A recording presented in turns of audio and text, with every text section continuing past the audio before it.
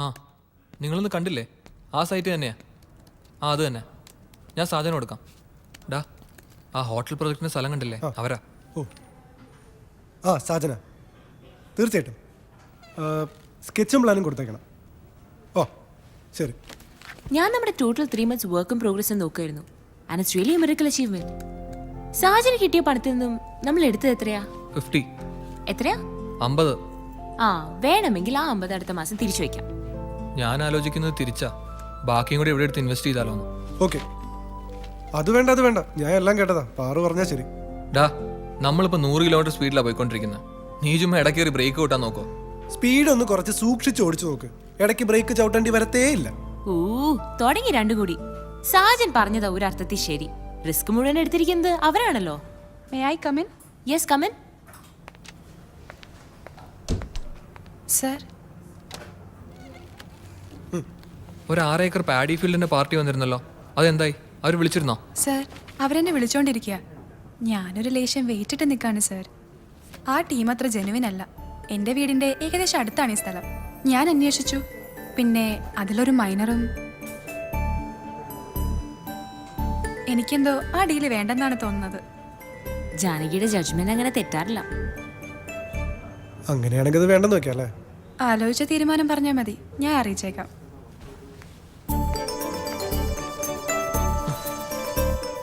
എത്ര പെട്ടെന്നായി പെണ്ണ് real estate പണി പഠിച്ചത്. ജീവിതത്തിൽ വിശപ്പ് പതിവായാലേ ആരും എന്തും പഠിക്കും.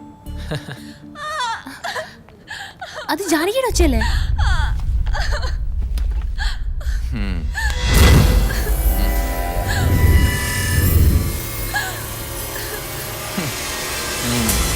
ഹലോ, നിങ്ങൾ ആരാ ഇങ്ങോട്ട് കടത്തിവിട്ടത്? ഇവിടത്തെ മുതലാളി സാറാണെങ്കിൽ സാറിനോട് പറയാം ഞാൻ ആരാണെന്ന്. പിന്നെ എന്നെ ഇങ്ങോട്ട് ആരും കടത്തി വിട്ടു ഒന്നുമല്ല സാറേ, ഞാൻ ഇങ്ങോട്ട് പോന്നതാ. നിങ്ങൾ ആ കുട്ടിയെ വിട്, നമുക്ക് എന്ത് കാര്യത്തിലും സംസാരിക്കാം. ഇതാരാ? സാറിന്റെ ചെങ്കിടിയെ? സാറേ, എനിക്ക് പറയാനുള്ളത് ഈ പെങ്കൊച്ചിന്റെ മുമ്പ് വെച്ച് തന്നെ പറയണം. എല്ലാരും പറയുന്ന ഈ പെണ്ണിന്റെ തന്തപ്പടി വലിയ സെറ്റപ്പ് ആയിരുന്നു എന്നൊക്കെയാ. പക്ഷെ എനിക്കറിയില്ല സാറേ, ഞാൻ കാണുമ്പോ തന്തപ്പടിയില്ല, ഒരു സെറ്റപ്പും ഇല്ല.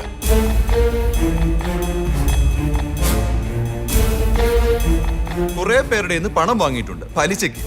ഒരു 10,000 വരെ കൊടുത്തത് ലക്ഷങ്ങളായി. വലിയൊരു മുതലിന്റെ വാങ്ങി കൊടുത്ത ഇപ്പൊ മുതലുമില്ല പലിശയില്ല. ഇവിടെ വന്നൊരു സീൻ ഉണ്ടാക്കിയ പലിശയെങ്കിലും കിട്ടുമെന്ന് ആരും പറഞ്ഞതൊന്നുമല്ല, എനിക്ക് തോന്നി. ഞാനിങ്ങി വന്നു. ഞാൻ പറഞ്ഞു നോക്ക് സത്യമാണെന്ന്. കൊച്ചു അവരെ നോക്കി ഒന്ന് മൂളിയേക്ക്.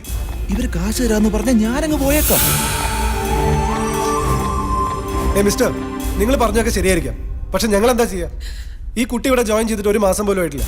അത് സാരമില്ല സാറേ, കുറെ മാസം ശമ്പളം ഒരുമിച്ച് കൂട്ടിയിട്ട് ഒരു 3 മാസത്തെ പലിശയെങ്കിലും ഇങ്ങിതാ. 75,000 രൂപ. ഞാൻ നിങ്ങളുടെ കാല് പിടിക്കാം, ഇവിടുന്ന് പോണം. വിവേക്, പോലീസിനെ വിളിക്കും. അയ്യോ അത് വേണ്ട സാറേ, പോലീസ് വന്നാൽ ഞാൻ പെട്ടുപോകും. ഞാൻ അങ്ങ് പോയേക്കാം. 2 ദിവസം സമയം കൊടുക്കാം കൊച്ചിന്. അതിനു മുമ്പ് പലിശയെങ്കിലും കിട്ടിയാൽ മതിയായിരുന്നു. മുതൽ ഞാൻ എങ്ങനെയാലും റെഡിയാക്കിക്കോളാം. ഹോ,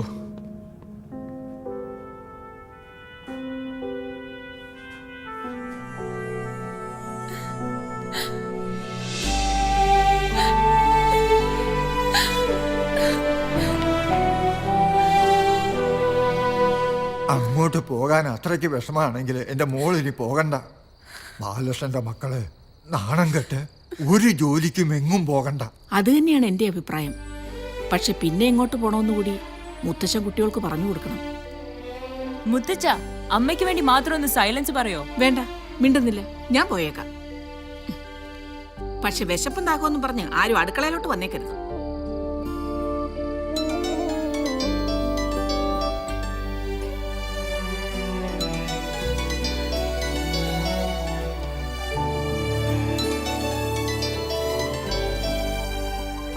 ഹലോ. ഞാൻ തന്നെ കുറെ വിളിച്ചു, എന്താ ഫോൺ എടുക്കാത്തെ? ഞാൻ കാരണം ഓഫീസിൽ വെറുതെ ഒരു പ്രശ്നം. വെറുതെ അല്ലല്ലോ, കാശ് കൊടുക്കാനുള്ളത് തന്നെയല്ലേ. അപ്പൊ കാശ് കൊടുത്താ പ്രശ്നം തീരും. അയാൾക്ക് ഒരു 2 മാസത്തെ പലിശ കൊടുത്ത് തൽക്കാലം നിർത്താം. അത് ഞാൻ തരാം. എന്താടോ ഒന്നും മിണ്ടാത്തെ? അതൊന്നും വേണ്ട മാഡം. ജാനകിക്ക് വേണ്ടായിരിക്കാം, പക്ഷെ ഞങ്ങൾക്ക് ജാനകിയെ വേണം. പിന്നെ വേണ്ടാത്തൊരു കാര്യം എനിക്ക് പറയാനുണ്ട്. ഈ മാഡം വിളി അത് വേണ്ട.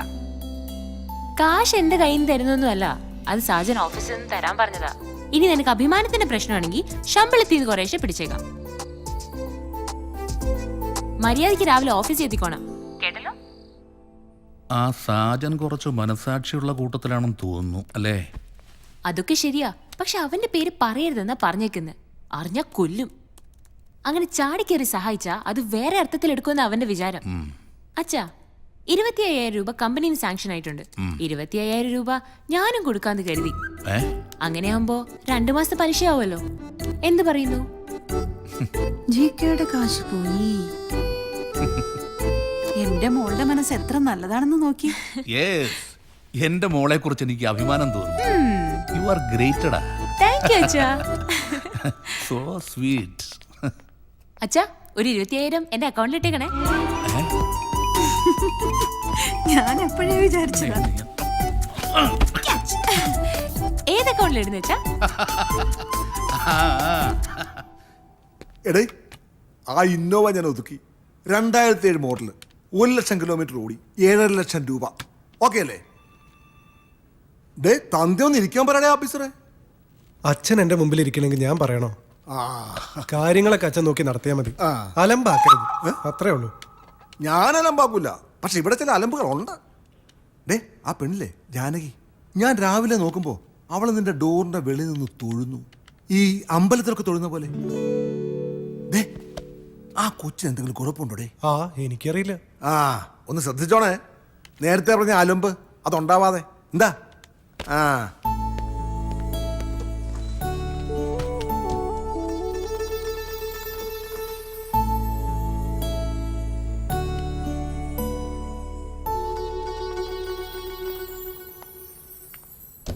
കയ്യിലിരിക്കുന്ന ഫയൽ ഇവിടെ വെച്ചിട്ട് പൊക്കോളൂ. ഓ, ഫയൽ ഇല്ലല്ലേ? എന്നാ പിന്നെ ഇപ്പൊ പോയിട്ട് പിന്നെ എപ്പോഴെങ്കിലും ഒരു ഫയലുമായിട്ട് വന്നോളൂ. Thanks sir. ഇക്കാലത്തൊരു മനുഷ്യന് ചെയ്യാത്ത സഹായ സാർ ചെയ്തത്. ഓ, 50,000 രൂപ ഒരുമിച്ച് കൊടുത്തപ്പോ അവരൊന്ന് അടങ്ങി. ആ,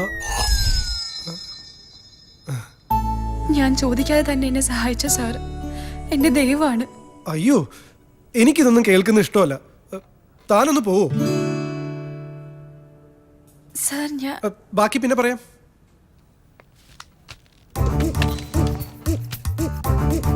ഡാ, ഒന്ന് വരൂ. എന്താടാ അത്യാവശ്യം? അവളില്ലേ ആ പന്ന പാർവതി, അവള് പറ്റിച്ച പണിയണ്ട. അവള് പറഞ്ഞിരിക്കുന്നു ജാനകിയുടെ അടുത്ത് ആ കാശ് കൊടുത്തത് ഞാനാന്ന്. നമ്മൾ അവളോട് പ്രത്യേകം പറഞ്ഞിരുന്നതല്ലേ?